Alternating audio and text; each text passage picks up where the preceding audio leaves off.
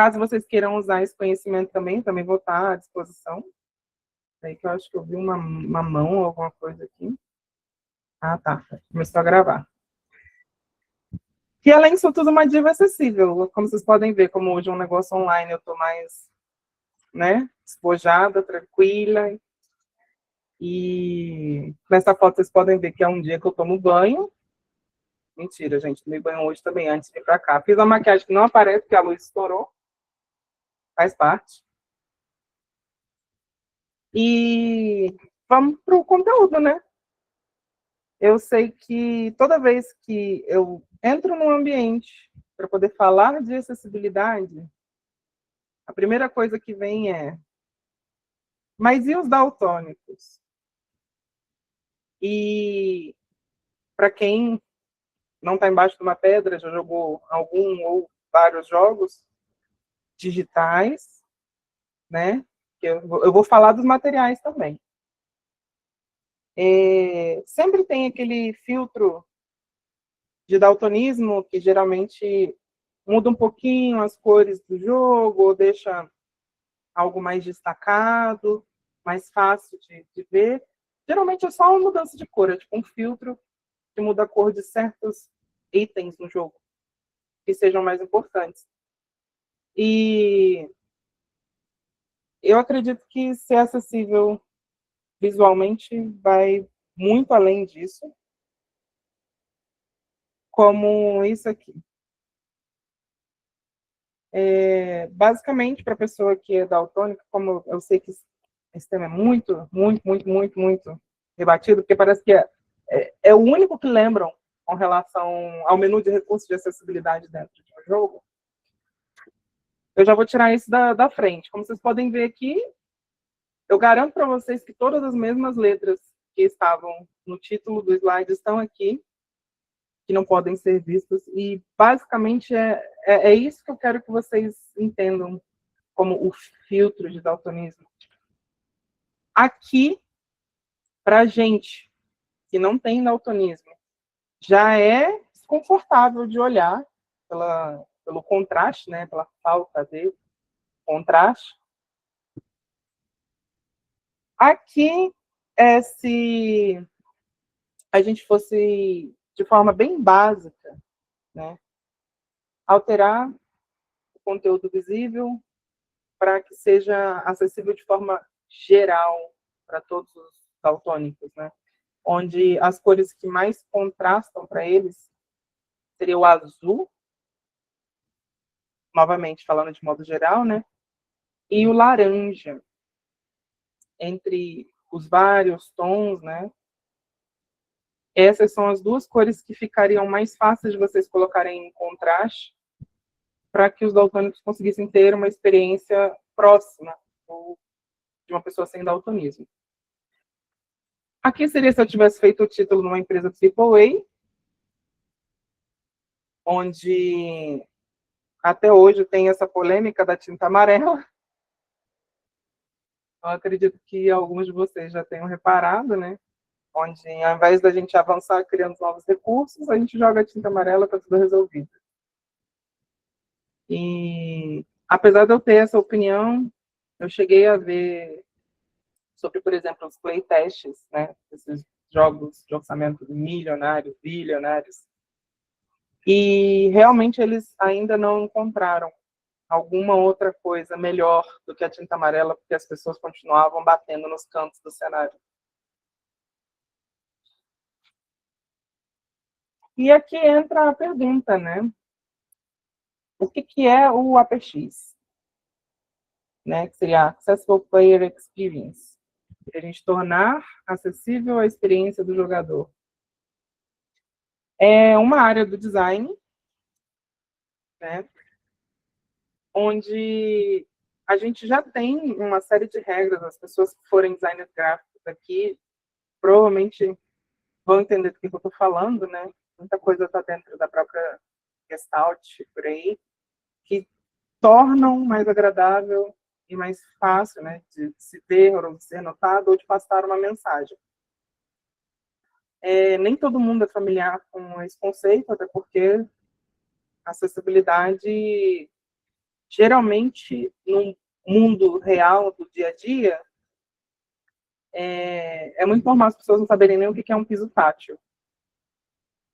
E tá tudo bem, né? Porque o importante é que a pessoa que precisa, né, que é a pessoa cega, que vai lá tentar chegar onde ela precisa, consiga se guiar.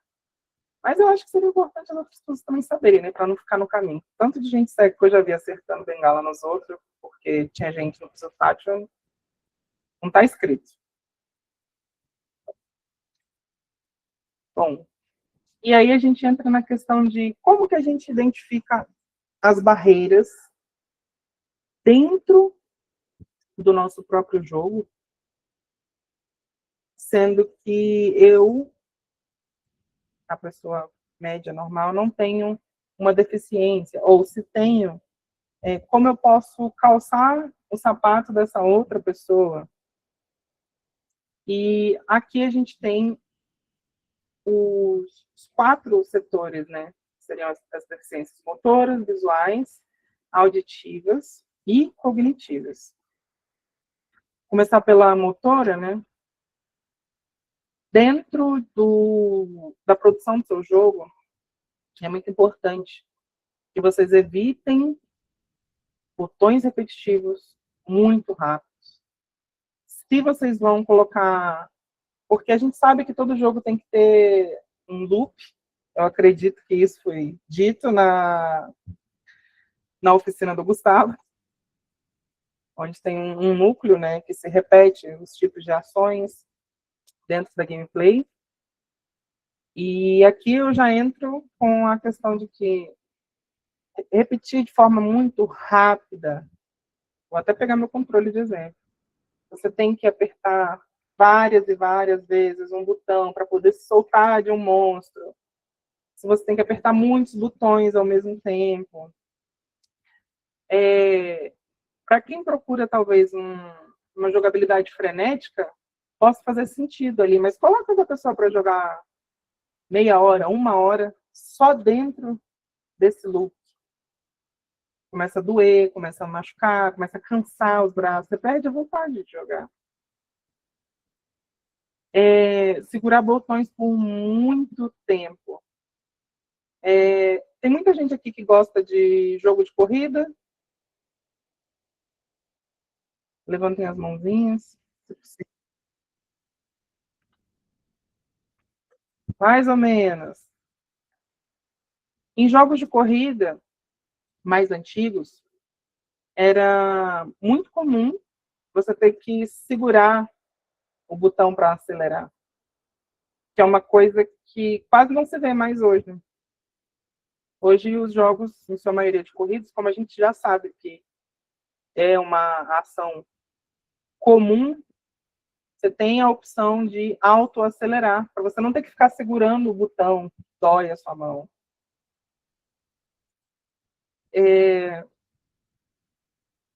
Por exemplo, se me falta um dedo, se eu tenho algum tipo de deficiência motora que não me permite que eu tenha a mesma flexibilidade na mão, que inclusive sofri um acidente de moto, perdi parte da mobilidade do meu pulso.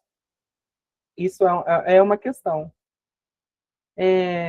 Será que para mim não seria melhor se eu pudesse redefinir meus botões dentro do jogo, já que eu não posso calçar o seu sapato, porque eu não entendo a sua deficiência, eu te dar a ferramenta para que você torne mais confortável?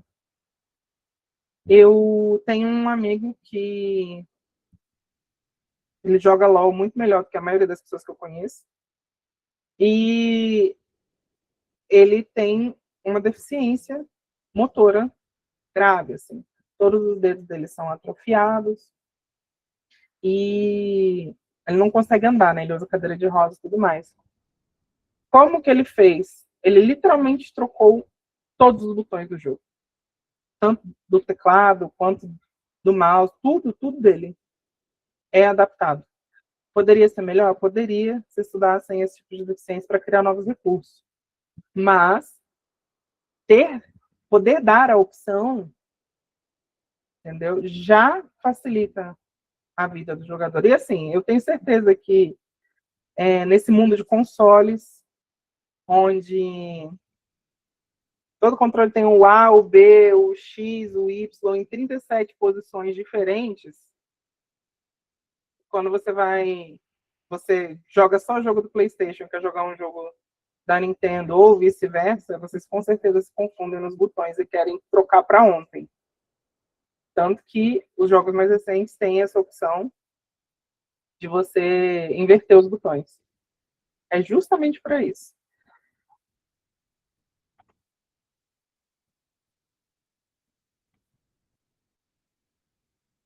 Deixa eu passar para o próximo slide. Aqui está um bom exemplo do que não se fazer hoje em dia. Não sei se esse é o motivo pelo qual não existe mais um Guitar Hero hoje. Porém, nem todo mundo precisa jogar um Guitar Hero para poder ter uma experiência frenética ou divertida.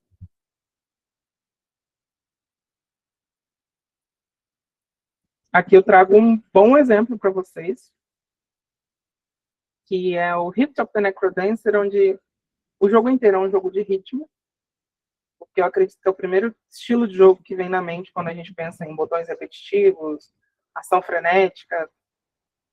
E nesse exemplo vocês conseguem ver que é praticamente um cover game, onde você tem o tempo para você entender o que está acontecendo em tela e para poder apertar um botão ainda é de ritmo e você não precisa embaralhar os dedos ou apertar os botões como uma aranha no teclado. Isso também serve para os dispositivos móveis, né? Porque eu entendo que a maioria das pessoas que eu conheço, pelo menos ou próximas de mim, jogam, ou talvez estejam aqui, joguem no computador. Eu sei que tem muitas pessoas, na verdade, se eu não me engano, é maior ainda do que a comunidade do PC, a comunidade do celular. E é importante vocês terem essa visão do onde que é mais fácil eu colocar as coisas que eu poderia apertar mais rápido, né? Ou ter mais acesso. Eu sei que a gente usa o celular todos os dias e às vezes a gente pode olhar para algum aplicativo e pensar, nossa, que chato eu ter que apertar esse botão lá em cima ou lá longe. Ou, não gosto de virar o telefone, ou toda vez que eu vou virar o telefone é sempre uma dor de cabeça. É justamente por isso aqui. O aplicativo provavelmente não foi pensado para a ergonomia da nossa mão. Hoje a gente pode ver aqui, de forma bem rápida, né? A área verde confortável, a amarela já é um pouco mais difícil da gente esticar o nosso dedo, até o ponto do vermelho, onde geralmente ficam os botões de abrir menus, que já que a gente vai estar ali focado, concentrado dentro da gameplay, ou do retorno que a gente está tendo dentro do aplicativo, esse botão é o que a gente vai menos apertar. Ou vai apertar com a outra mão, né? O ideal é que tudo de importante, caso, por exemplo, vocês queiram, dentro da Jam, montar um jogo que seja possível de rodar mobile, né? É levar em mente isso daqui. Gente, é o mínimo que eu peço para vocês. Mesmo que vocês não coloquem nenhum outro recurso, pensem no design da organização da tela do jogo de vocês. Capisco?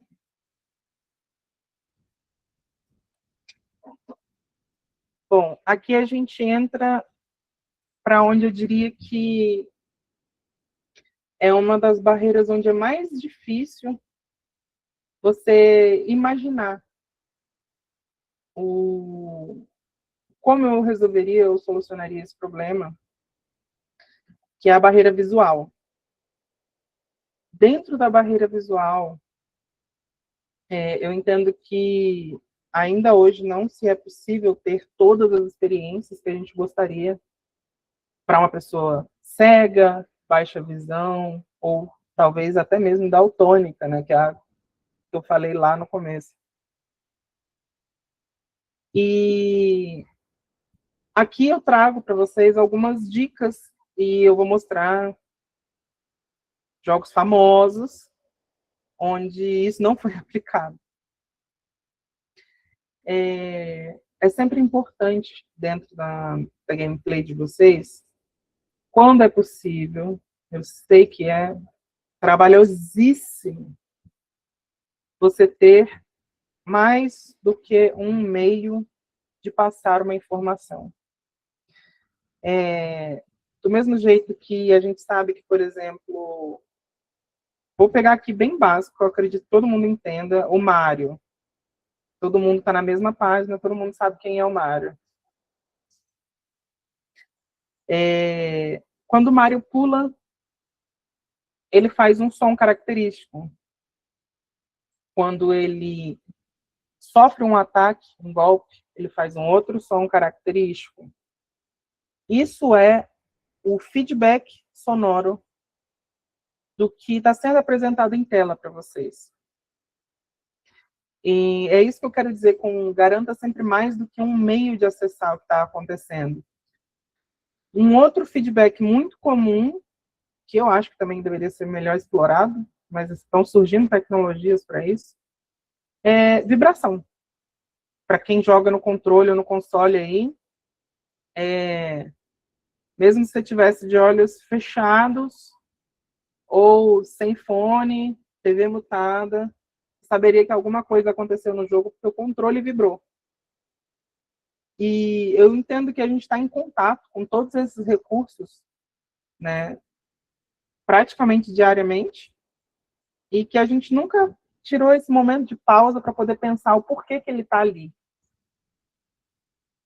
E aqui eu trago outras questões a mais. Eu entendo que legenda é muito importante, e é ótimo quando tem, ou closed caption, só que não é o suficiente, até porque se fosse o suficiente apenas a legenda, né, a gente não teria audiodescrição, ou outros recursos de alterar a legenda, o tamanho da legenda, ao invés de você só jogar a legenda. E eu pretendo passar para vocês, depois, um mini documentozinho, pode ser, sei lá, até um bloco de notas, ou uma mensagem lá no grupo, com alguns links importantes e algumas regras mínimas, para não dizer que ninguém sabia, entendeu? E aí vocês terem a melhor experiência possível, como, por exemplo, tamanho de fonte mínima dentro da resolução do jogo de vocês, caso ele tenha texto, tamanho mínimo dos ícones, espaço, né, visual dentro da tela, qual que seria, digamos assim, a melhor proporção para trabalhar. Eu também pretendo, né, e vou estar no evento, caso vocês precisem de ajuda com isso, além da oficina, né, porque eu sei que é muita coisa para absorver.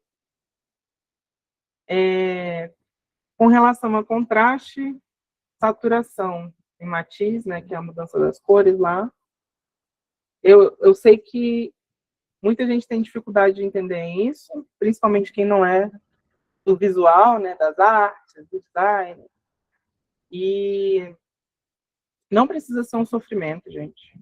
Eu pretendo passar umas dicas bem básicas assim, com relação a isso para vocês, caso vocês queiram se aventurar na parte do visual.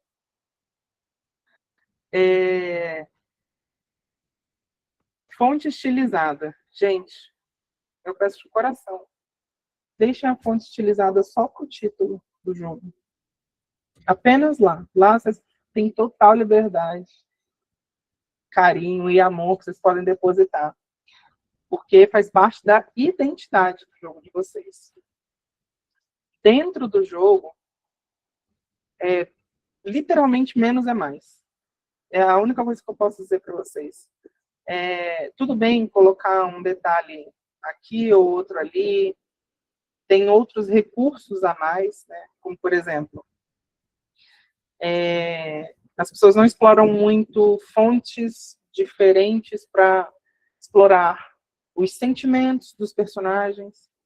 Eu diria que isso, inclusive, está muito ligado, às vezes, à falta de um designer de narrativa dentro do jogo para poder transmitir o sentimento durante a gameplay, que não é porque o seu jogo não tem animações incríveis, gráficos de última geração, que ele não pode ser profundo, né? As visual novels têm provado isso há muito tempo. Eu imagino que a maioria de vocês conheça, por exemplo, Doki Doki Literature Club, é de graça, né? Que é um jogo de terror, que ele é um bait para as pessoas por causa das meninas fofinhas e tudo mais.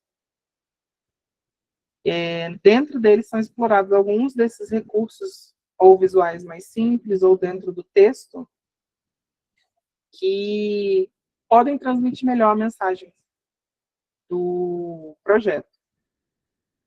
E agora eu vou dar um exemplo que eu adoro que ele existe e eu odeio ao mesmo tempo, que é o The Witcher. Eu imagino que também é muito famoso, porque eu quero que sejam coisas muito próximas de vocês.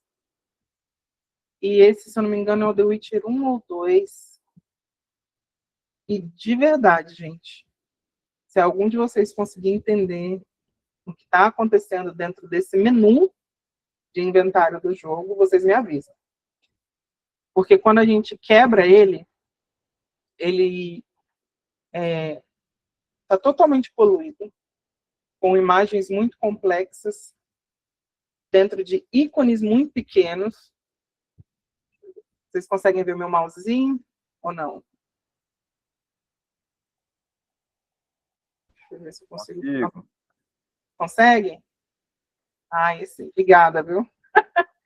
Por exemplo, aqui a gente tem ícones pequenos para o tamanho da tela. A gente tem uma imagem de fundo muito complexa, num desenho do personagem completamente desnecessário, uma resolução muito pequena. Inclusive, eu vou me ater apenas nessa tela, porque se eu fosse desdobrar isso daqui para vocês, é mais horripilante ainda, porque cada um desses ícones da lateral aqui é um outro submenu, sem nenhuma diagramação, com cores diferentes, que mudam as artes do fundo e deixam mais difícil ainda de enxergar o jogo. Então, eu sei que parece esdrúxulo, assim, mas esses pequenos erros, né? Por exemplo, na utilização do contraste, né? Eu não precisava desse degradê, ou talvez o fundo está aparecendo, ou se o fundo está aparecendo, talvez deixar ele num segundo plano, mais apagado. Essa arte aqui tinha tantas outras maneiras de aplicar ela, enfim, porque a gente vê aqui que eles pensaram assim, nossa, seria tão legal se a luz da arte do fogo no fundo batesse no personagem. Aqui ela tá batendo no personagem. Só que aí você não enxerga mais nada, né? E esse é um grande problema. E agora, para acabar com a dor, um exemplo de jogo onde foi muito bem utilizado a questão dos recursos visuais dele. Os ícones aqui são grandes o suficiente para a gente entender o que é cada coisa. Fontes simplificadas. Apesar do fundo ser totalmente pastel, a gente consegue entender, por exemplo, o contraste dessa parte mais escura, preta aqui, com o marrom da frente do móvel, com o marrom da sombra da lateral, com o que está em cima, o que está embaixo da mesa, e o personagem em destaque, completamente fora do tom pastel, onde a gente consegue entender que é para ser o fundo, está de fato como o fundo, de forma mais sutil, num contraste mais claro, por conta das cores pastéis, com as cores bem mais saturadas de todo o menu que a gente pode navegar dentro do jogo. além de todas as fontes serem visíveis, os recursos e ícones estarem no tamanho ideal para que a gente consiga entender. Vocês têm alguma dúvida em relação a isso? Vocês querem fazer alguma pergunta nesse momento, antes de eu passar para o próximo? Tudo ok? Está todo mundo acompanhando? Por enquanto, nenhuma pergunta, Mica. Isso. Tudo certo. É que eu entendo que quando eu aponto, assim, você fala assim, nossa, realmente. Mas que é um negócio que a gente passa diariamente ali, 1 milhão de vezes na frente, a gente não se toca que alguém pensou nisso, para poder montar essa tela para gente.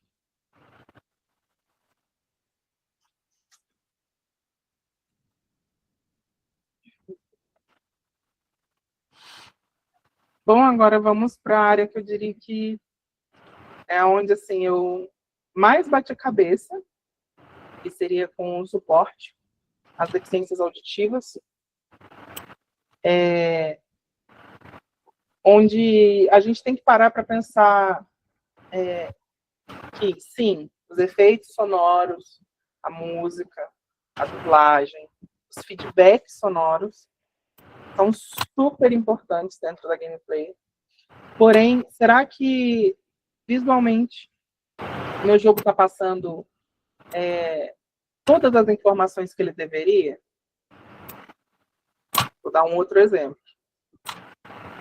Se você está sendo perseguido por um inimigo em algum jogo, qualquer que seja, sei lá, por exemplo, o próprio Mario Kart, que tem um modo batalha. Pode falar, Gustavo. Não, ia pedir para a Mineia mutar o microfone só. É só. Ô, mulher. Foi mal, não vi que saiu. Sem problema. Por exemplo, dentro do próprio Mario Kart, né, tem o modo combate. Como que eu sei que tem alguém atrás de mim? Ou será que eu deveria saber que tem alguém atrás de mim me perseguindo? Como que eu passo isso para a pessoa que está interagindo com o meu jogo? E aí entram marcadores visuais. Assim, do mesmo jeito que a gente tem os feedbacks sonoros, a gente precisa de marcadores visuais. O mais comum de todos que eu já vi é o cursor, sabe? Uma pontinha, como se fosse um mouse, que mostra onde estão os itens importantes, marcadores de distância, ou quando o jogo possui um mapa, o marcador de objetivos. Tudo isso foi pensado para que justamente, além de, digamos assim, para a ideia de deixar a gameplay mais fácil, que nem sempre é isso, né? A gente entenda, a acessibilidade não é deixar o jogo mais fácil.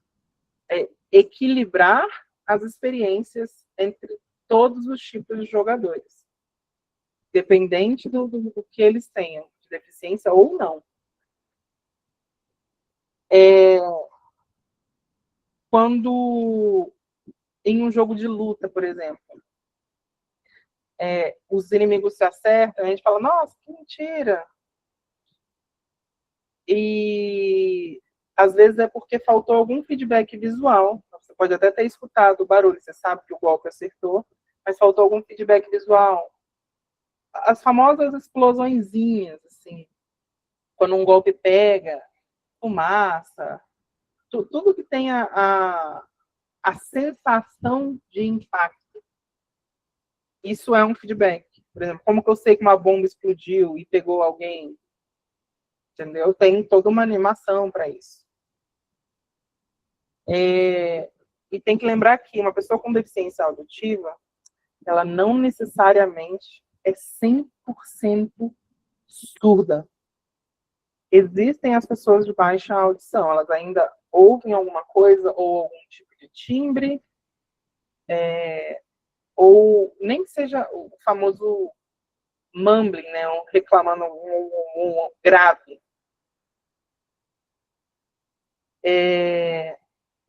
Então, é importante que, para essas pessoas, elas consigam, por exemplo, alterar os volumes do jogo. Às vezes, para ela, como ela não consegue entender a música não é importante para ela. Mas talvez algum som, batida forte, os efeitos sonoros mesmo, para ela, sejam importantes, que ainda funcionam de alguma forma. Ter isso claro, né, e dar a opção. Dar a opção é melhor do que não dar, gente. Independente de qual seja o tipo de deficiência que a gente está pensando que talvez seja mais problemática para o nosso projeto. E ali eu coloquei o controle de volume de fala, né, de diálogo, da música de fundo, os efeitos especiais e um volume geral.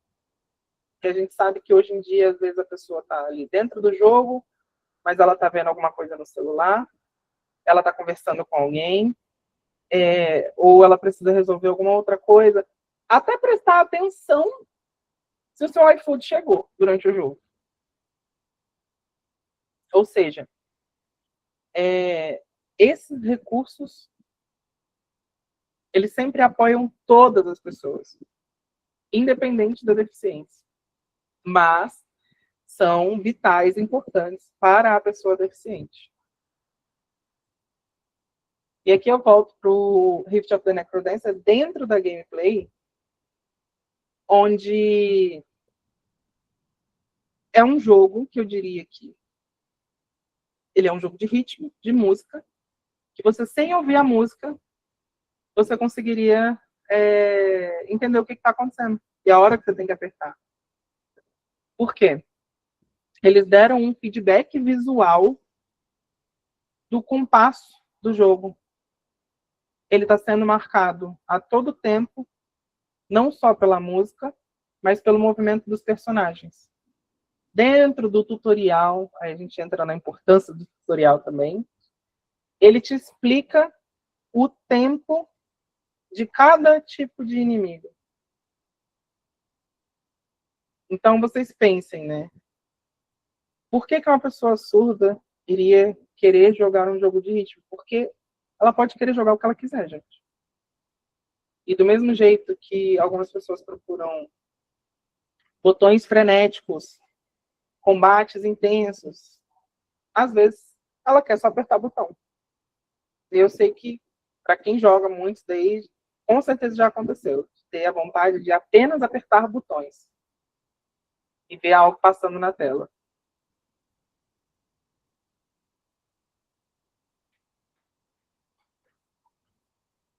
Aqui, a gente tem um outro exemplo de recursos de feedback visual. Eu sei que é mais difícil de entender, porque esse aqui é para a galera do MMO, mas eu quis pegar um exemplo, tipo assim, foi aplicado, né, todo esse pensamento de a pessoa que é surda conseguir enxergar. Ó, tá vendo? Trouxeram já um detalhe aqui, ó. Então, a pessoa viu um vídeo sobre uma pessoa deficiente com cegueira e jogava super bem Rift Mania. É isso, gente. É os feedbacks, entendeu? A gente sabe que a pessoa não tem o recurso para poder se utilizar de todos os feedbacks durante o jogo e a gente coloca todos os que estão dentro do nosso alcance. Aqui a gente consegue ver aonde que o inimigo vai bater, o nome de todos os golpes, se eles estão possivelmente ativos ou não. Gente, tela de jogo de MMO, eu acho que eu não conheci um ainda até hoje que não fosse super poluída. Talvez seja o momento de pensar uma outra estrutura para os MMOs, até porque hoje em dia ninguém tem tempo mais de ficar 1 trilhão de horas dentro dos jogos, né? E aqui eu diria que é um mais ou menos. Tem contraste, tem iluminação, tem a matiz definida, bem definida dentro do combate, só que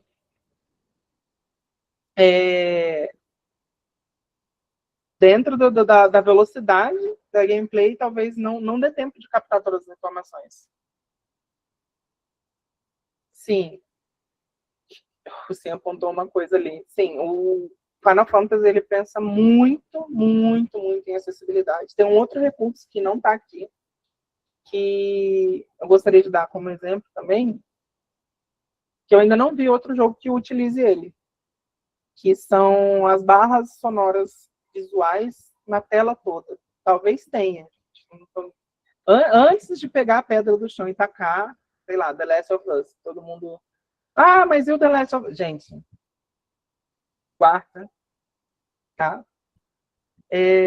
O recurso visual que o Final Fantasy coloca, que eu acho mais incrível, é o das barras de som, onde você consegue entender aonde está o inimigo, quantos inimigos são, né, se eles estão perto, se eles estão longe, só pelas barras de som nas laterais, assim, em cima, embaixo, em cima, se ele está na frente, embaixo, se ele está atrás, e elas vão vibrando e se movimentando conforme o que seria o próprio som do jogo, o que te dá um meio de localização, né?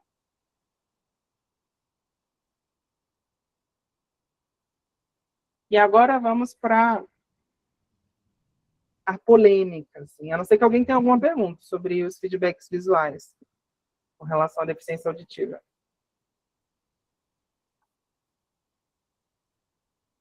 Posso seguir? Até agora nenhuma dúvida, pode seguir. Sim, tudo certo também.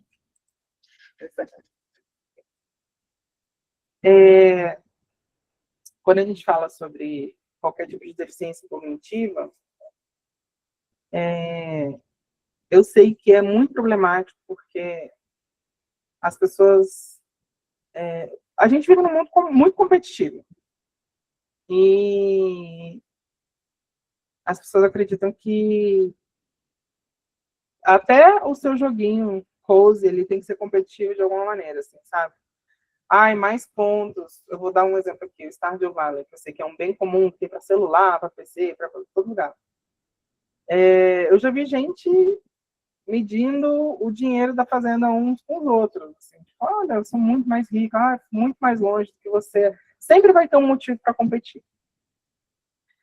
E aqui eu queria deixar, né, logo de cara essa primeira frase, né, que é o modo fácil ou assistido não te torna menos gamer por isso. Tem pessoas que precisam desse modo assistido, e a gente volta de novo na ideia de que a gente tem que equilibrar a experiência entre os jogadores. Às vezes a pessoa quer jogar um jogo de história ou de ação, que famoso Quick Time Event, né, que faleceu, eu vejo muito sazonalmente, assim, um ou outro jogo. Mas, por exemplo, Resident Evil. Resident Evil é uma franquia muito próxima de mim. Ou o Dark Souls, né? No Resident Evil tem, já de vários jogos para cá, um modo assistido. Por que existe o modo assistido? Pode falar, Cris. Mica, tem uma pergunta da Mineia, que é se seria necessário a gente atender todas as formas de inclusão ou se poderia decidir só para algumas? Ótima pergunta. Então, aí que entra o trabalho do profissional como eu, assim. Dentro da gameplay, né? Você vira para mim e montou a ideia do jogo. Seja ele material ou digital. A gente tem que pensar quais seriam as dificuldades, né? O que tornaria ele difícil para essas várias pessoas. Será que a gente consegue atender? Que aí entram outras questões, né? Eu tenho tempo? Eu tenho o orçamento para implementar ou desenvolver uma certa tecnologia? Eu tenho um profissional? Se a resposta for não para algum desses, então não é um crime você não atender a todas as deficiências. Você tem que pensar assim, poxa, conheço tal recurso que é fácil de implementar. Ou talvez, antes de você fechar a ideia, você já tem em mente que o seu gênero de jogo precisa de X, Y, Z recursos. Talvez dissolver esses recursos dentro da gameplay já seja a sua forma de acessibilidade. tendo, por exemplo, como eu mostrei, né, esse estudo já de imagem, já ter pensado nos feedbacks sonoros, entendeu? Então, não, você não precisa atender a todas as formas de inclusão de uma vez. Tem que estar dentro da sua realidade.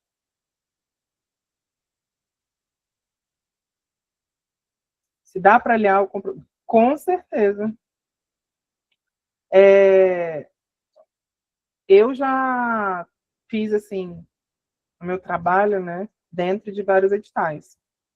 E aí eu posso te dizer, Mineia, pode acontecer de gente que, tipo assim, colocou que vai ter tal recurso, ou só para marcar ponto, né, não vai atrás do público, né, porque do mesmo jeito que a gente procura o nosso público para o jogo, às vezes você tem um compromisso a mais e levanta alguma bandeira de alguma comunidade, né, de algum tipo de deficiência, tem que ir lá atrás. Por exemplo, para mim dói muito que a gente não tem uma pessoa surda nessa jam. Mas não foi por falta de tentar, aconteceu, entendeu? E a gente já montou, digamos assim, esse projeto edital pensando em e se a gente precisar de um intérprete? E se a gente precisar de um apoio? Então, sim, dá para aliar o compromisso social e adequar, sim, ao edital. Por exemplo, já aconteceu de eu ser chamada às pressas para... eu preciso que alguém sinalize livros porque eu não coloquei nenhum recurso de acessibilidade. Acontece. Não tem nenhum recurso de acessibilidade dentro do meu edital. Eu coloquei que ia ter isso daqui, não veio ninguém, e aí? A gente vai lá e faz o nosso trabalho, né? Mas é isso. Respondeu sua pergunta, né? Show de bola? Perfeito.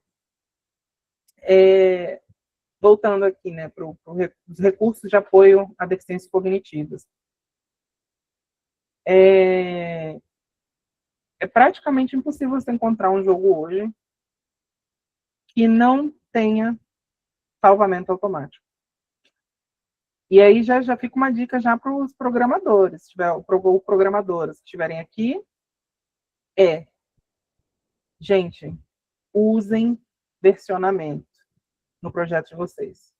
Para vocês não perderem tudo de uma vez. Caiu um raio, a bomba, explodir o lugar, a luz cair, fritou, entendeu? O PC, salvem em nuvem, façam versionamento.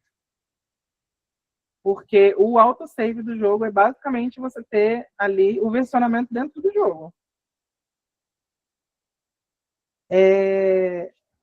Justamente o save automático é para você não ter que ter um desgaste, né, um espaço mental ali reservado para lembrar. Nossa, tenho que salvar agora. Ou você ser surpreendido.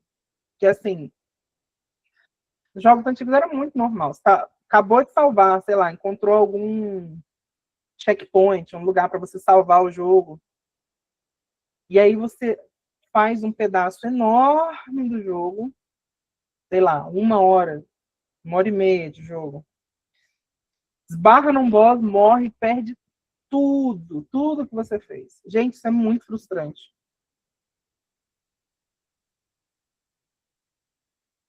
Vou tomar um chazinho que eu tô ficando até com a garganta seca, isso é o que eu falei.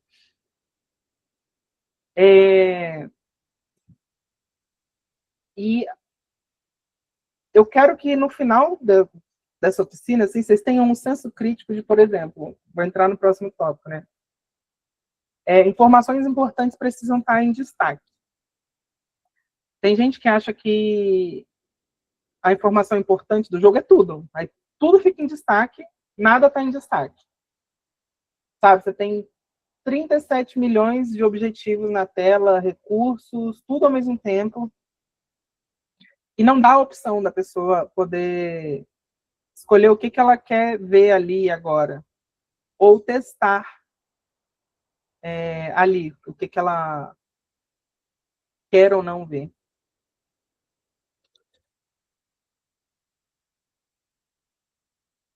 E isso é muito complicado, gente. Porque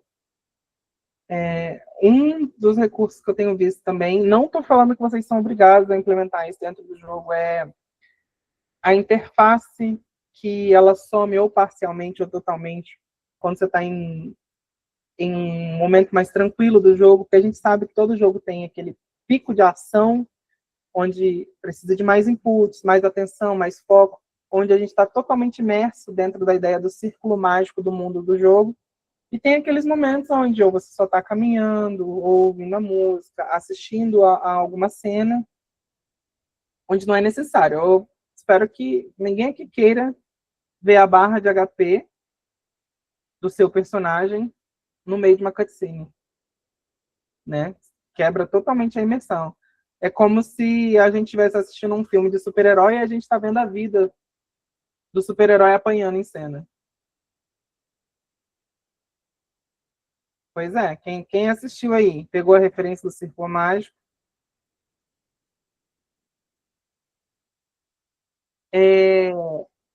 A linguagem utilizada dentro do jogo também, ela pode ser adaptada, pensada. Nem todo mundo aqui precisa ter, talvez, as legendas ou os documentos do jogo escritas por Machado de Assis, sabe? Às vezes, você só precisa falar que a porta vai ser aberta com a chave azul. Entende? Nem tudo são enigmas. E aí entra, eu volto lá na pergunta que a Minéia fez. Será que a gente tem que atender a todo mundo o tempo todo? E às vezes, se o seu jogo é um jogo de enigmas, talvez faça sentido para você colocar um poema ou algo do gênero. E aí, dentro da própria linguagem do poema, por exemplo, marcar o texto com coisas azuis para a chave. Ao invés de você colocar a chave, você coloca o passarinho, e aí a chave tem um passarinho. A gente facilitar essas conexões para a pessoa e a gente dar o tempo para que ela absorva. Como assim dar o tempo? Digamos que estava descrito em um documento, ou em um tutorial, ou em algo na tela. Permitir que a pessoa tenha o tempo para voltar e ler, né? É o famoso log do jogo, onde você tem todos os documentos salvos. Se for dentro de uma própria sala que o personagem está, você deixar que ele tenha o tempo para explorar a sala, não vai colocar 37 milhões de inimigos enquanto ele tem que desemendar o enigma, sabe? Isso torna até a gameplay mais prazerosa.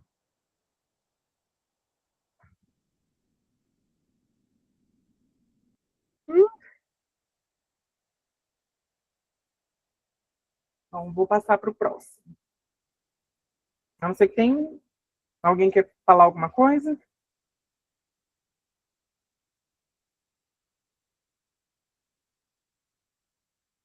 Show. E aqui, esse daqui tinha que ser a oração de vocês, entendeu? Principalmente das pessoas que estão como game designers ou designers de narrativa, designers no geral. Entendeu? A acessibilidade. Sim. Vou sim, Glauco. Vou sim. Com certeza. A acessibilidade não é um favor. Vocês não estão fazendo um favor para ninguém. Tanto que, foi o que eu falei, digamos que dentro de uma empresa, você quer produzir algum jogo, e, infelizmente, né, o dinheiro ainda manda nas pessoas, mesmo a gente tendo sonhos, e é entender até onde você consegue ir para poder incluir isso, se isso faz sentido para o seu projeto. Acessibilidade não é um trabalho extra. Como eu dei exemplos aqui, vocês podem diluir os recursos de acessibilidade dentro da própria gameplay. Sejam amigos dos artistas dentro do grupo de vocês. Eles vão trazer a sensibilidade, talvez o designer, o conhecimento necessário para usar da forma correta esses outros recursos. A acessibilidade beneficia a todos, não apenas as pessoas deficientes. Se a gente consegue usar o celular com uma mão só hoje, é porque isso foi pensado como um recurso de acessibilidade. E eu quero que todo mundo saia daqui refletindo sobre isso. Alguns jogos dá para jogar com uma mão, e o celular, que é praticamente uma extensão do nosso corpo hoje em dia, também é possível usar ele só com uma mão, e hoje em dia a gente tem tantos recursos até sem as mãos. Por áudio, por comandos, por movimento do celular.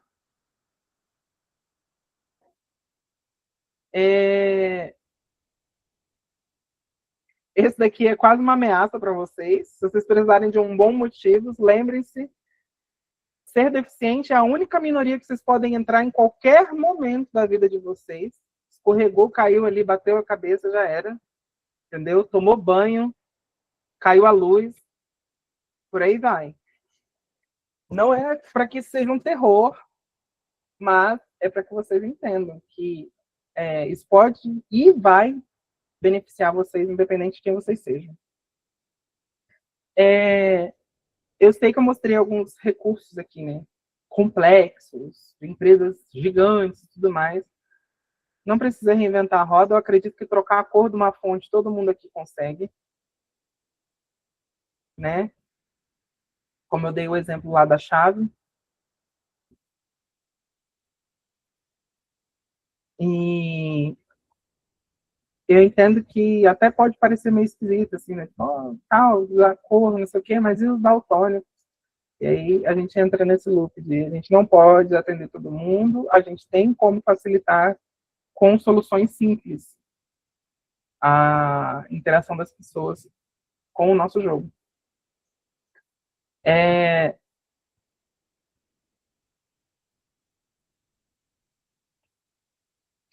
Nossa, esse daí é uma boa, não vou lembrar. Você está jogando com uma pessoa cega. Mas eu gosto da ideia de experiência reversa, assim, sabe? Empatia à força. Se alguém aqui já jogou Backrooms, tem um dos níveis do jogo onde a gente não consegue enxergar o cenário. A gente é obrigado a usar um LiDAR, que é tipo ele emite uma luz, né, uma frequência, um som que bate e volta para a gente e vai montando na tela o que seria o mapa do jogo.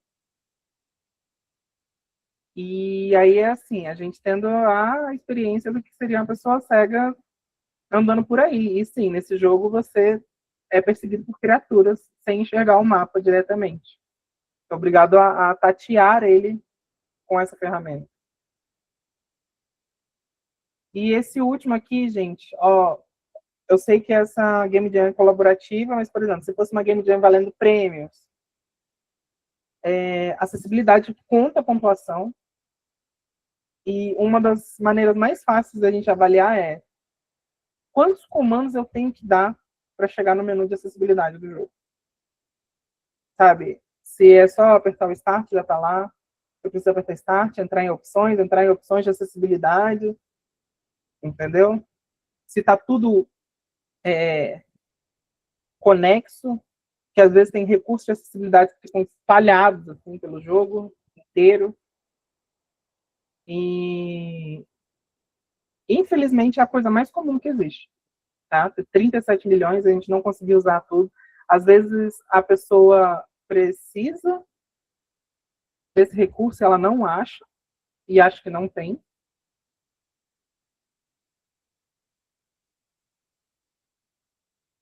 E agora uma pausa para a gente poder ir para o que eu consigo passar para vocês, para que vocês foquem durante a Jam.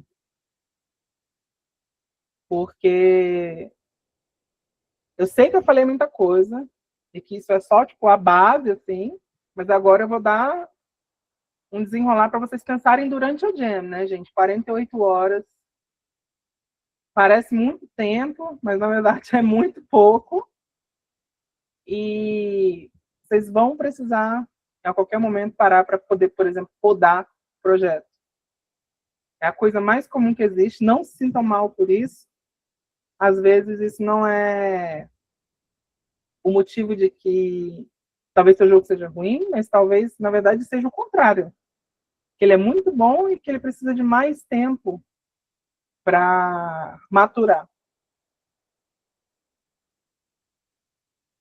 Até porque nada impede de vocês continuarem um projeto de vocês fora da Jam, tá?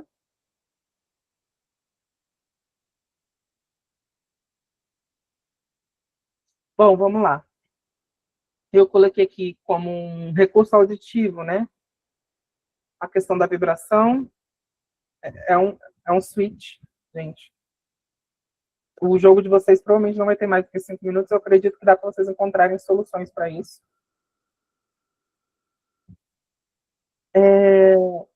Pensar em que o ponto de vista, né, a câmera do seu jogo pode ser uma amiga ou uma vilã. Isso é uma coisa muito rápida de vocês definirem na ideia do jogo, assim. Falar, meu jogo vai ser top-down. Vai ser uma novel. E aí, tela, texto, entendeu? E, por exemplo, dependendo do tipo de câmera que vocês escolherem para o jogo de vocês, não faz sentido perder tempo montando um trilhão de detalhes, assim, tipo, sei lá, tô vendo um jogo top-down, por que eu deveria pensar que o personagem vai ter uma unha pintada de azul, entendeu? Ou se isso é de fato importante, será que tem outra maneira de eu passar isso? Às vezes através de um retratinho que fica no canto, assim, ó. Pronto, aí tá ele aqui, ó, com a unha azul, entendeu? Então é isso que eu quero dizer com relação à câmera do jogo de vocês. Esse daqui tem muito a ver com ar colaborativo, mas eu acredito que após essa jam vocês vão entender que é para tudo.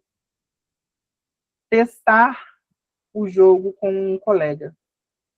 Eu sei, às vezes a gente tem absoluta certeza daquilo que a gente construiu, né, para o nosso jogo. E não está funcionando. E você não consegue enxergar o porquê. Às vezes o seu colega do lado consegue. E é uma questão de você se afastar um pouco do projeto. Vocês vão entender isso durante a Jam. Que a gente quer que vocês tenham momentos de pausa. Essas pausas, gente, são muito importantes. Não tem como. Não somos robôs, não vamos trabalhar às 48 horas. Certo? E um outro exemplo que eu dei aqui é transforme sons importantes do seu jogo em ícones. Nem tudo precisa ser animado, festivo, porque não dá tempo. Você vai ficar feliz com o resultado final, tenho certeza, porque você implementou isso. E o seu artista não vai ter tendinite, né? Que é melhor ainda.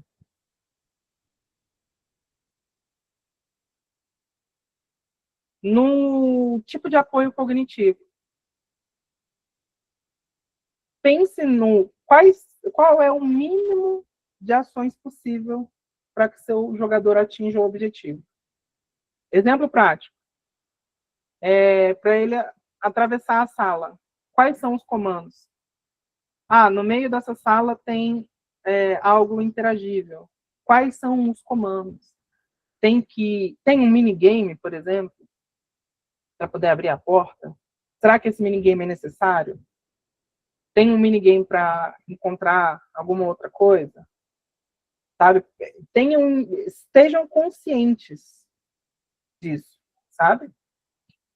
Reforcei de novo aqui. Autosave sempre que possível. Eu entendo que se não der tempo, não coloquem, gente. Como eu falei, a experiência de vocês provavelmente vai durar 5 minutos, né, de dentro do jogo. E quando vocês conseguirem incluir o tutorial dentro do jogo, né, seja ele lúdico ou com caixa de texto, coloque com tempo indeterminado. Não pressione o jogador, né? Tipo assim, ok, para uma pessoa normal, a experiência pode durar de fato só 5 minutos, 1 minuto, não sei, vai ser o que vocês conseguirem produzir. Mas talvez para uma pessoa com deficiência, ela precisa de muito mais tempo, 10 minutos, 15, 20, meia hora, porque ela teve que reler, entendeu?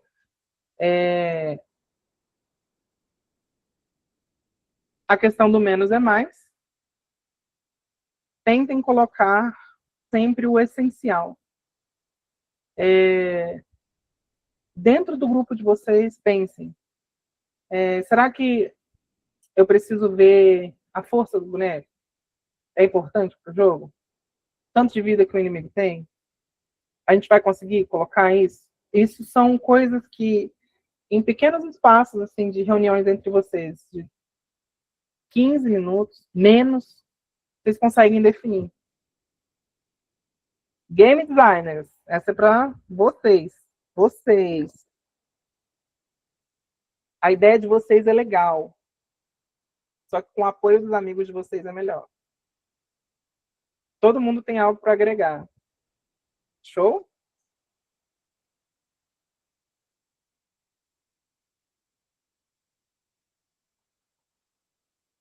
Com relação aos recursos visuais. Voltamos, né, à questão do fazer o básico bem feito, a questão que eu falei de saturação, coisas simples, provavelmente seu artista, né, já sabe, ou seu designer. Transformar coisas que seriam animadas, às vezes, em ícones ou em imagens estáticas é uma solução, sim, dentro daquele momento. Por exemplo, ao invés de você fazer uma animação complexa, o que eu quero dizer com animação complexa, né? 15 a 20 frames, você faz 4. Você faz só os quadros chaves de cada ação. Aí, sobrou um tempinho aqui. Aí eu vou polir. É muito difícil ter esse tempinho de sobra para polir. Vocês precisam que funcione primeiro. Outra questão. Se não for possível permitir que o jogador escalone, né, aumente ou diminua o tamanho das fontes ou ícones, já deixem numa resolução ideal, visível, assim, já deixem grande, sabe? Que não atrapalhe a parte principal do jogo, mas que já esteja grande o suficiente, entendeu? Que você não tenha que se aproximar para ver dentro da sua própria tela na hora que você está testando.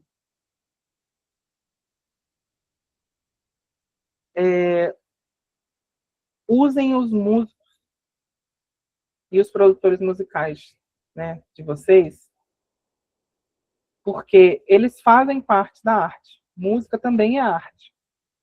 Vocês precisam conversar com eles para explicar para eles quais são os feedbacks que vocês precisam. O músico vai conseguir te direcionar muito melhor do que você mesmo, como designer ou talvez artista visual,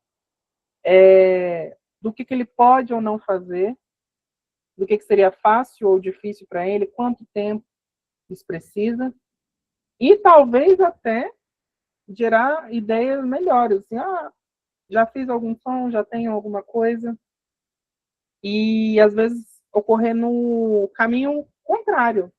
Antes de vocês terem a arte para o músico fazer o som, vocês teriam o som para poder fazer a arte daquele som.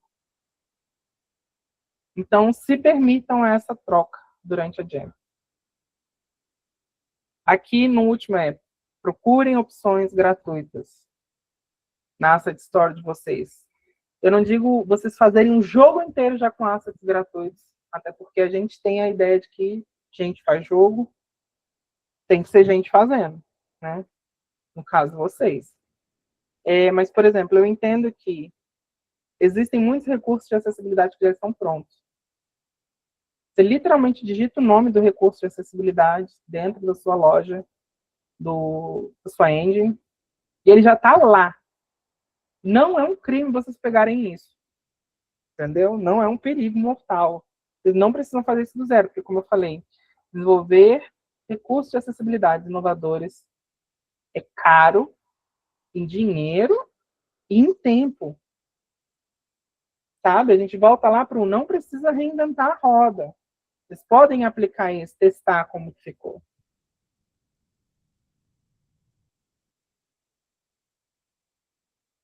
Para as dificuldades motoras.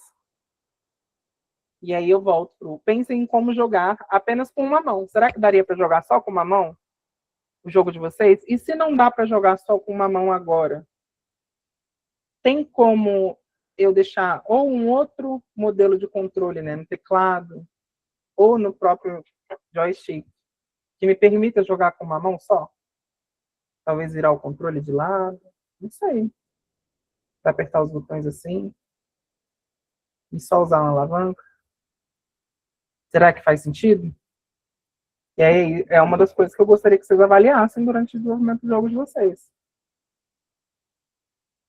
Permitam que as pessoas coloquem os próprios keybinds dentro do jogo.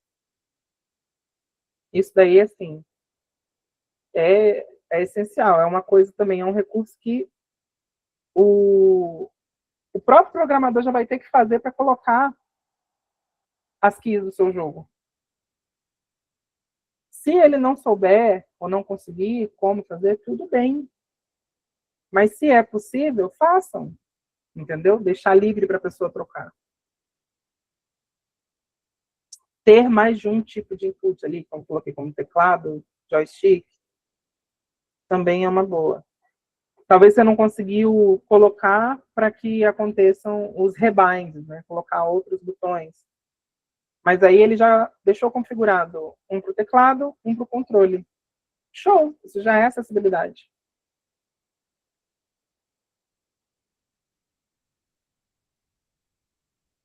E agora é com vocês, gente. Se vocês quiserem falar, endoidar, é um momento para perguntas.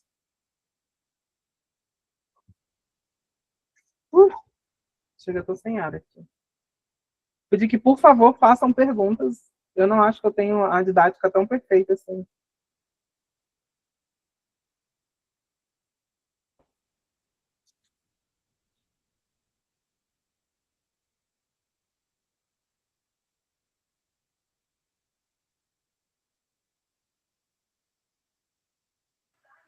Não precisa abrir o microfone, pessoal, se não quiser. Pode digitar. Pode falar. Eu ouvi um Sobre a questão de acessibilidade, oi? Primeiro, ouvi. eu queria saber quanto, tá, a gente vai ter menos tempo para trabalhar e se, por exemplo, tá, a gente não consegue usar todas as ferramentas de acessibilidade. Seria, teria uma forma não. Qual você diria que seria mais viável para a gente trabalhar e, no caso, que abrangeria um público maior na questão de acessibilidade? Certo. Qual seria a melhor forma? Você já incluir nas outras pessoas, né? Por exemplo, chegar para o seu narrative designer ou roteirista, escritor, e falar: preciso de uma linguagem mais simples. Eu sei que você é muito bom, mas preciso que fique fácil de entender o que vai estar lá no texto. Você chega para o seu artista e você fala: olha, preciso que o personagem se destaque do fundo. Entendeu? Para o músico. E você fala assim: olha, como que eu posso fazer para talvez a música não atrapalhar nos sons do jogo? Para mim, isso daí já é você abranger, entendeu? Porque, como eu falei, não é trabalho extra. Tem que fazer parte do pensamento inicial de vocês do jogo. Num board game, né? Já puxando ali para a pergunta da Michelle.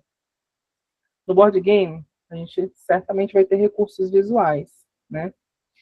E aí a gente entra para a questão tátil. Vão ter materiais físicos lá para vocês explorarem. E se talvez, por exemplo, a gente já sabe que os dados, né, caso o jogo tenha dados, eles têm formatos específicos. Não acho que vocês vão conseguir engravar num dado ali na hora, ou numa carta na hora, mas talvez, por exemplo, recortar e colar já vazado o número numa carta, ou a informação numa carta, para que fique mais fácil de sentir. A borda da carta ter um recorte diferente, um formato diferente, dependendo do tipo de recurso que ela é.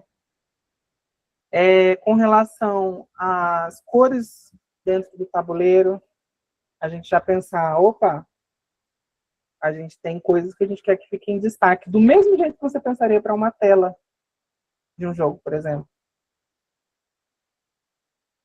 E assim, gente, cortar a borda de uma carta é uma solução muito simples e eu não vejo as pessoas usando, por exemplo, pensando numa pessoa cega, ou talvez isso se torne um recurso do jogo, sabe? Que eu sei que tem algumas pessoas aqui que estão interessadas em fazer board games, que remete a toda uma outra estratégia, né? Não necessariamente, por exemplo, vai ter música, mas e se tiver para gerar ambientação? O pessoal do RPG com certeza entende o que eu estou falando.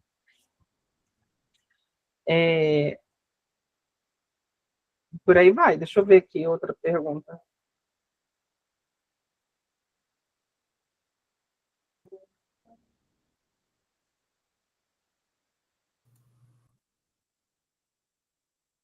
Ah, tá. Que tipo de experiência que eu já me deparei em Jam? Usaram literalmente a mesma cor para fazer os personagens, o fundo e o cenário do jogo. E não foi uma experiência, por exemplo, tipo um super hot da vida, que todo mundo é vermelho, né? O cenário vai ficando vermelho quanto menos vezes você tem. Tudo era da mesma cor. Não vou dar nomes nem citar de ninguém, mas isso aí eu já vi. Por exemplo, mas já vi experiências legais, como, por exemplo, o jogo do Cian, que ele era vertical, foi feito com papelão, totalmente vertical, onde tinham várias plataformas e você consegue mais ou menos se guiar onde você está indo. Talvez precisaria de alguns ajustes, né, para todo mundo saber onde é cada quadradinho, mas caramba, já é pensar numa forma diferente, dentro de uma jam. Me deparei, o mais comum, tá, que eu vejo, essa questão das cores, tudo é saturado, tudo é estourado, você não consegue diferenciar. Som muito alto ou muito repetitivo, que incomoda, que dói.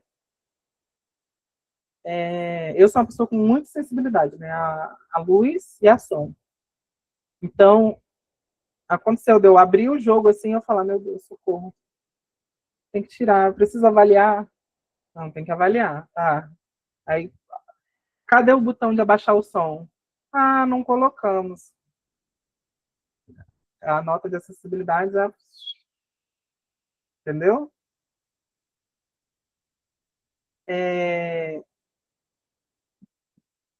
Esses daí seriam os mais comuns, assim, que eu já vi em Jam.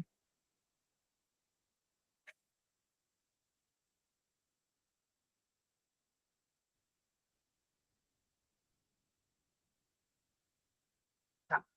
Ó, criar jogos onde apenas um botão faça todos os comandos dependendo das vezes e velocidade pressionada. Seria legal ou não? Você vai ter que dar um espaço muito assim... Perdoe a pessoa. Por quê? Às vezes, para você é muito fácil dar 3 cliques, né? Mas para aquela pessoa talvez não seja rápido, assim. Então você tem que pensar assim, vou ter que calibrar isso, ter um tempo maior entre os cliques, ou um recurso visual em tela que me mostre meus cliques, coisas assim. A ideia é legal, mas você vai ter que trabalhar esse espaço de tempo, saca?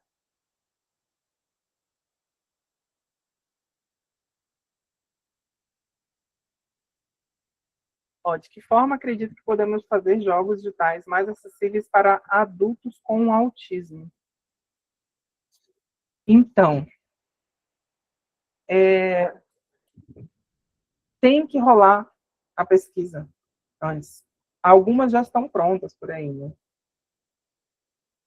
Com relação a conteúdos sensíveis, essa questão, por exemplo, da luz, do som, se a empresa, né, ela se importa com isso, ela já com certeza teria colocado esse recurso. Tem que ter, né? Alguns são assim, mais do que essenciais. Às vezes você tá ouvindo, tá focado, tá vendo o jogo, mas você prefere a legenda, ou porque tá numa língua que você não entende, ou às vezes você só ou não consegue acompanhar porque o personagem fala de um jeito engraçado, ou diferente, ou estranho, ou o áudio não tá muito bom. Eu acredito que ter o máximo de feedbacks possíveis dentro do jogo, sem sobrecarregar sensorialmente, né, já prezando, né, pelo contraste, tudo mais, pelo áudio que seja configurado, ou talvez ter um aviso, né, tipo assim, olha, antes de entrar, dá um pulinho ali nas nossas opções, porque a gente tem uns recursos a mais. Eu acredito que isso sim traria gameplays mais confortáveis para pessoas autistas. Respondido?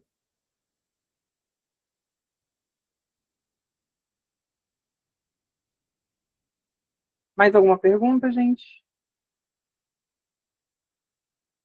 Quero ver o pessoal do board game. Cadê o pessoal do board game? Eu vi ali sobre a impressora 3D.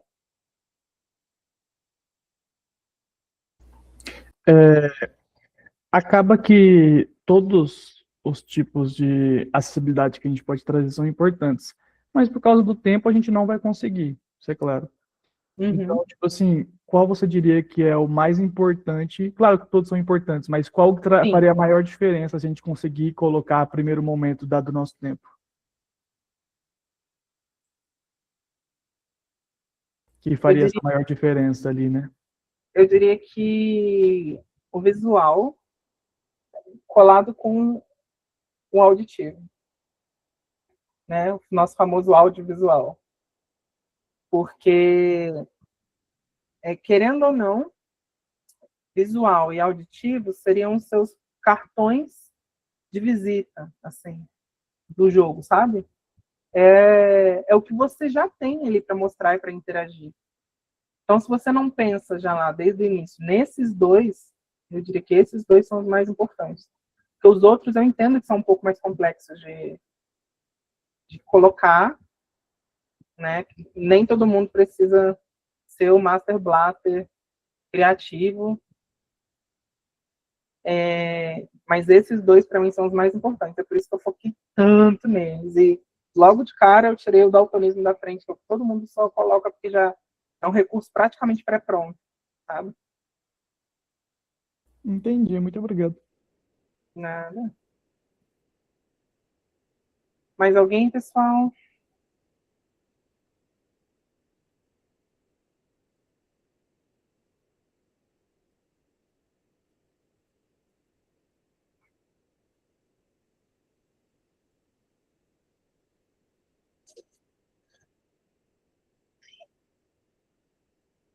Meu Deus.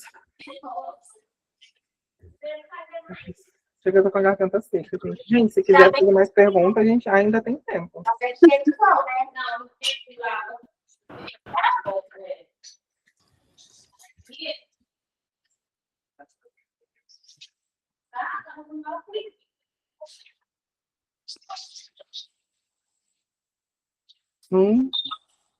É isso, literalmente. Minhas redes estão ali. Para caso vocês queiram me seguir, vou deixar aqui nessa telinha. E,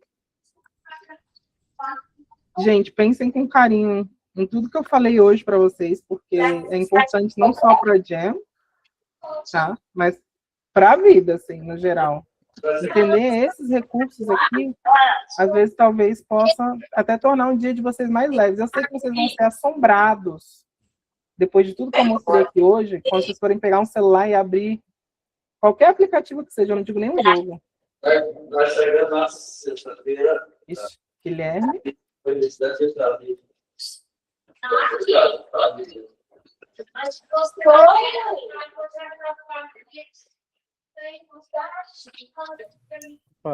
Socorro, Deus. Souza, seu microfone está aberto.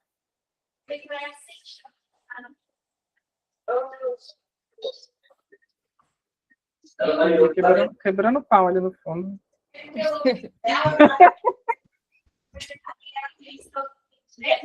Obrigada, Mica, pela oficina. Principalmente, assim, eu sei que tem pessoas aqui que não estão na Game Jam, mas como a gente falou, né, é desafiador implementar essas coisas na Game Jam, mas pensar num bom design vai favorecer todo mundo que jogar seu jogo. E eu acho que, assim, a experiência que a gente tem de Game Jam é, tipo, o grande desafio de entender como jogar o jogo. Um jogo bem curto já é desafiador, porque o pessoal não entendeu o tutorial nem nada. Então, dedicar uma parte da sua equipe para isso já ajuda muita coisa. E, gente, última chance lá para vocês assinarem. O formulário está aí no bate-papo. Quem não assinou, assine agora, que a gente vai fazer o sorteio da assinatura da Alura. A Alura, que é uma plataforma de cursos, tem mais de 1.400 cursos. E vocês vão ter uma assinatura de 6 meses, que dá para vocês aprofundarem, inclusive com relação a design de interface, UX e questões de acessibilidade também lá.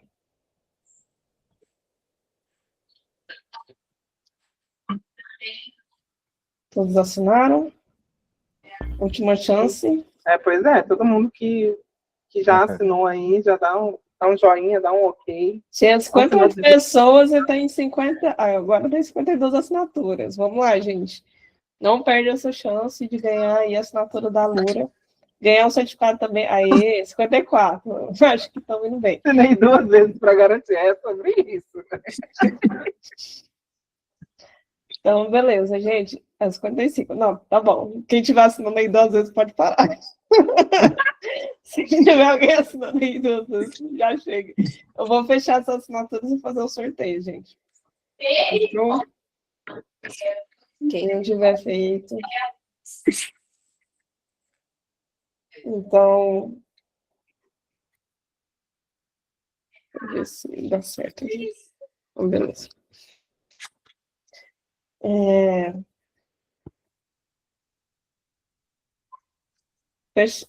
Apareceu mais uma assinatura, gente, ó. Última assinatura.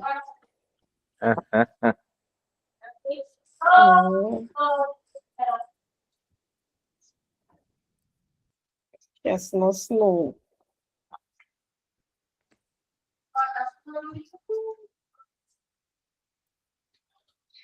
Vamos.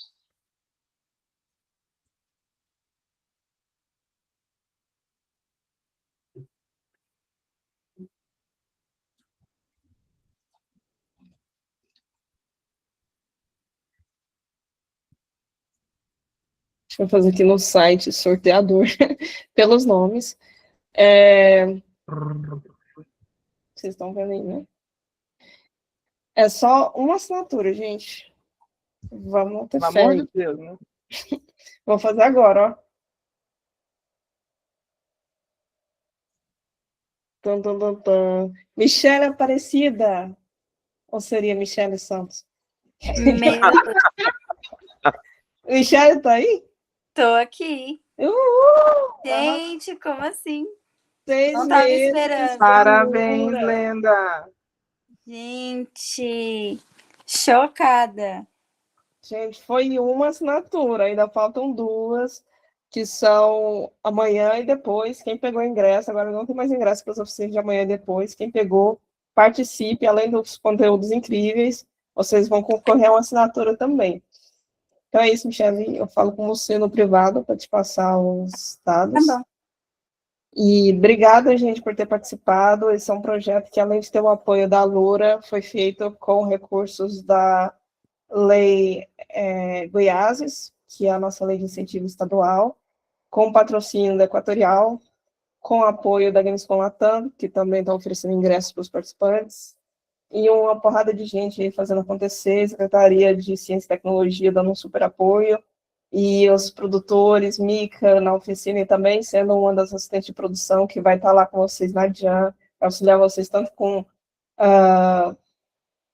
as mentorias, quanto seu apoio lá para vocês, quando vocês quiserem pensar sobre acessibilidade, muito mais que essa mulher é foda. E toda a equipe aí que está com a gente, Gustavo, Vini, Ingrid, abração, obrigada, gente. Quem é da Game Jam, não se esqueça de fazer o adesivinho, vamos deixar nossa marca na Jam também, vamos fazer uma coisa divertida. E para quem não é da Jam, obrigado por ter vindo assistir essa oficina com a gente. Patrick. Só uma pergunta, quem já vai participar da Jam já tem acesso às oficinas, né? Já tem a participação garantida. Isso. Ah, tá, não, muito obrigado. E quem não for da Jam e for de Goiânia, acessa lá, globalgamejam. O Instagram nosso, globalgamejam, com Y, tudo junto, globalgamejam. Deixa eu colocar lá aí. E acompanha aí, porque a gente vai ter um evento muito massa no dia 7, que vai ser uma amostra de jogos. Vale muito a pena, vai ter também premiações nesse evento. Então, quem é de Goiânia, passa lá. Quem é daqui perto de Goiânia, que é do entorno, quem é de Brasília, passa lá. A gente vai se reunir dia 7 no Hub Goiás. E vai ter premiações também. Tem um desafio de pitch. E é isso, gente. Obrigada. Até amanhã. Falou, galera. Valeu, pessoal. Obrigada, gente. Tchau, gente. Obrigada. Falou, galera, valeu.